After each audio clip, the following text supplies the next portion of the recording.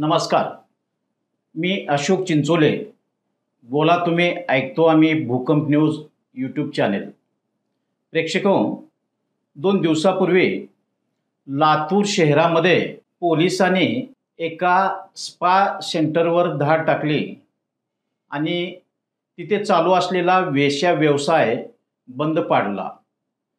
त्यात सहभागी असलेल्या 4 पीडित महिलांची पोलिसांनी सुटका केली आणि 6 जणांविरुद्ध गुन्हाही दाखल केला.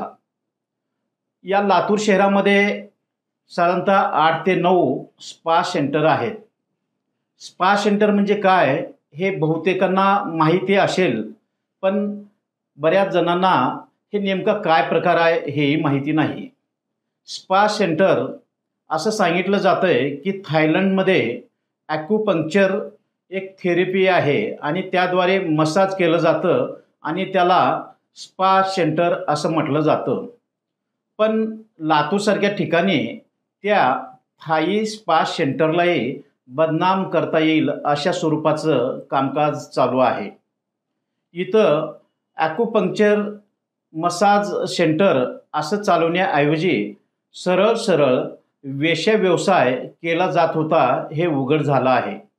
जे काही लातूर शहरामध्ये स्पा सेंटर चालू आहेत त्यातले काही अत्यंत प्रोफेशनल स्पा सेंटर असतीलही जे की नियमाने किंवा काटेकोरपणे चालू असतील, पण बहुतेक ठिकाणी अक्षरशः वेश्या व्यवसाय केला जातो अशा स्वरूपाचं हा प्रकार या लातूर शहरात चालू आहे. या ठिकाणी दिल्ली आहे, तेलंगणा आहे किंवा इतर राज्यातील महिला बोलावून घेऊन या ठिकाणी मसाजच्या नावावर अक्षरशः वेश्या व्यवसाय केला जात आहे. महिलांनी पुरुषांना आणि पुरुषांनी महिलांचं मसाज करायचं असा हा प्रकार या ठिकाणी चालू होता.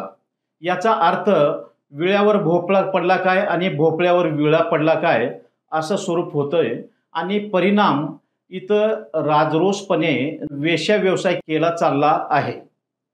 पण हे कोण चालवतंय? ज्यांना कुणाचा तरी मोठ्या स्वरूपात वरदहस्त असतो अशा पैकी काही तरुण किंवा काही व्यक्ती एकत्र येऊन हे सेंटर चालवले जात आहेत. या शहरामध्ये ही लातूर शहर हे शिक्षणाची पंढरी म्हणून ओळखली जाते आणि इथं संस्कार घेण्यासाठी, ज्ञानार्जन करण्यासाठी अक्षरशः हजारोच्या संख्येनं तरुणी येतात.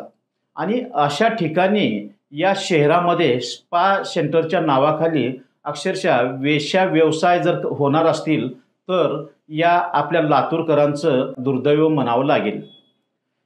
केवळ स्पा सेंटरच नाही, या लातूर शहरामध्ये अशा काही लॉजेस आहेत की त्या लॉजेसवर सर्रास वेश्या व्यवसाय चालतो. असे काही हॉटेल्स आहेत की तिथं वेश्या व्यवसाय चालतो. असे काही कॅफे सेंटर आहेत की तिथं वेश्या व्यवसाय चालतो. असे काही इमारती आहेत की त्या ठिकाणी वेश्या व्यवसाय चालतो. पोलिसही अनेकदा अशा ठिकाणावर धाडी टाकतात, पण तिथं काही होत नाही. धाडी टाकल्यानंतर वृत्तपत्रात मोठमोठ्या बातम्या येतात आणि पुन्हा 1-2 दिवसांनी, 4 दिवसांनी, 8 दिवसांनी सर्रास त्याच ठिकाणी, त्याच लॉजेसवर, त्याच इमारतीत, त्याच व्यक्तीकडून वेश्या व्यवसाय केला जात आहे. असं होत असताना नागरिकही सहजपणे असं म्हणू शकतात की हे जे काही होतं आहे लातूर शहरामध्ये ते पोलिसांच्या मदतीशिवाय होत नाही किंवा पोलिसांनी दुर्लक्ष केल्याशिवाय होत नाही किंवा पोलिसांनी कानाडोळा केल्याशिवाय होत नाही किंवा पोलिसांनी काही प्रमाणात का असेना अशा संस्थेंना किंवा अशा व्यक्तींना प्रोत्साहन दिल्याशिवाय हे होत नाही अशी चर्चा आहे. असं म्हणावं तर या जिल्ह्यामध्ये जे लातूर जिल्ह्याचे पोलीस अधीक्षक सोमय मुंडे आहेत, अशा अनेक रेड, अनेक धाडी त्यांनी टाकल्या की त्यातून अनेक पीडित महिलांची सुटका केली. मग हे प्रकार तरी चालू का आहेत? अनेकदा कारवाई करून देखील असं का घडतंय की वारंवार या शहरामध्ये स्पासारख्या सेंटरच्या नावाखाली वेश्या व्यवसाय चालतो. ठराविक व्यक्ती वेश्या व्यवसाय करतात. अनेक लॉजेसवर त्याच ठिकाणी धाडी पडून देखील वेश्या व्यवसाय करतात. असं का? तर असंही सांगितलं जातं आहे की स्वातंत्र्याच्या नावाखाली अल्पवयीन असेल तर त्यांच्यावर कारवाई करता येत नाही आणि सज्ञान असेल तर त्यांच्यावरही काही कारवाई करता येत नाही। जोपर्यंत या जोडप्यापैकी एखाद्याची तक्रार असत नाही तोपर्यंत पोलिसांनाही काही करता येत नाही। याचा अर्थ पोलिसांनी किंवा एखाद्या पोलीस अधिकाऱ्यांनी अशा प्रकारावर पूर्णपणे आळा घालायचा म्हटला किंवा 100% वेश्या व्यवसाय बंद करायचं म्हटलं तर त्यांचे हात बांधलेले आहेत। अनेक ठिकाणी धाडी पोलीस घालतात, पण एक थातूर मातूर किंवा नियमात जे आहे अशाच पद्धतीने कारवाई केली जाते। त्यांना अटक करता येत नाही, तिथलं साहित्य नष्ट करता येत नाही, ते सेंटरला लॉक करता येत नाही किंवा सील ठोकता येत नाही, असे हे प्रकार आहेत। या सबंध प्रकारातून लातूरकरांनी एक धडा घेतला पाहिजे। लातूर हे छोटं लातूर असताना, नगर परिषद असताना अत्यंत सुसंस्कृत लातूर असं म्हटलं जायचं। लातूर हे आणखी महानगर झालं नाही पुण्या मुंबईसारखं, हे फक्त महापालिका झालेली आहे।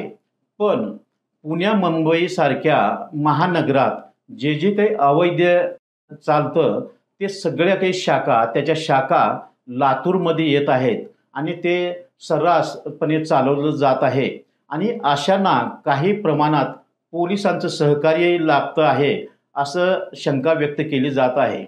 नुकतंच चाकूर तालुक्यातील रोहिणा येथील प्रकार बघितला, तिथं अक्षरशः 17 कोटीचे अंमली पदार्थ सापडले। मग हे एवढं होतंय का? कोण करतंय? सामान्य व्यक्ती तर करू शकत नाही। तर तिथं लक्षात असं आलं की मुंबई पोलीस दलात रोहिणा गावातील एक व्यक्ती पोलीस दलात होता, ज्याच्यामुळे हे घडलं आहे। तशाच प्रमाणात लातूर शहरात असं काही जे वेश्या व्यवसाय चालत आहेत वेगवेगळ्या नावाखाली, ते होण्यासाठी किंवा ते चालण्यासाठी पोलीस यंत्रणेतील कोणी दगाबाज आहेत का, अशी शंका नागरिक घेत आहेत। हे एक त्यांची शंका योग्य आहे किंवा शंका घेण्यास पात्र अशी पोलीस दलाची कृती आहे असं म्हणता येईल। पण पोलिसांचे देखील हात अक्षरशः कायद्याने बांधलेले आहेत, अनेकदा त्यांना काही कारवाई करता येत नाही। तेव्हा असे जे काही सेंटर चालवले जातात ना, त्यांना परवानगीच का दिली जाते? हे सगळं काही बेकायदेशीर आहे।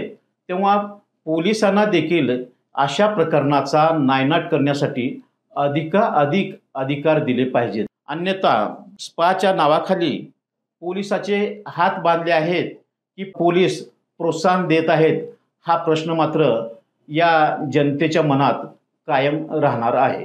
नमस्कार।